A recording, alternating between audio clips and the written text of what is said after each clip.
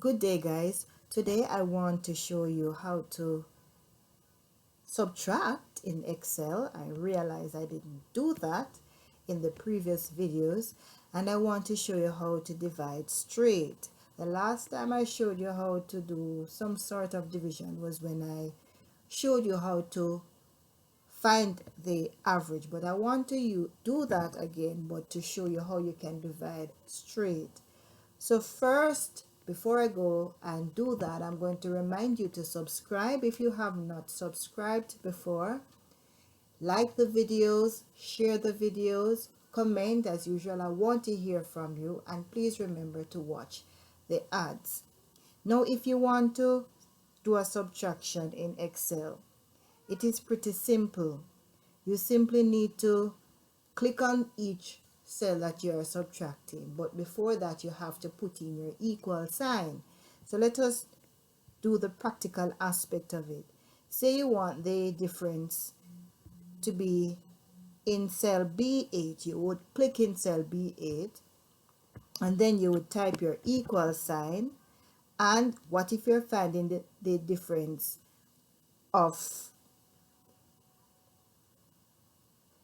the highest total and the lowest total?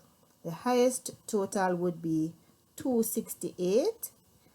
So you click on 268, and what you notice is the cell address in which it is in appears.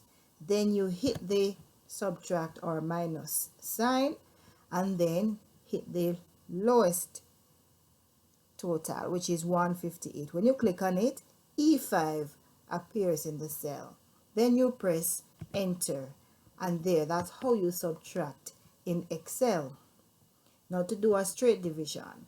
In math, when we're finding the average, we would find the total and then divide it by the amount that we added. We have the total here already. So all we are going to do now is to divide by the amount that were added, which are 1, 2, 3. The 70, the 78, and the 87. Those three were added to give you the total. So we're going to click into the cell for John Brown average, which is in G2. We're going to then hit the equal sign. Remember, all formula begins with an equal sign. Then you would click on the total and then hit the backslash button, which let me remind you is what we use when we are divided. We use the backslash button, and you can find it on your number keypad if you are using a desktop. And it's 3 that we're dividing by, so we hit the 3 and press enter to get the answer. So there you go. That's how you do a division straight,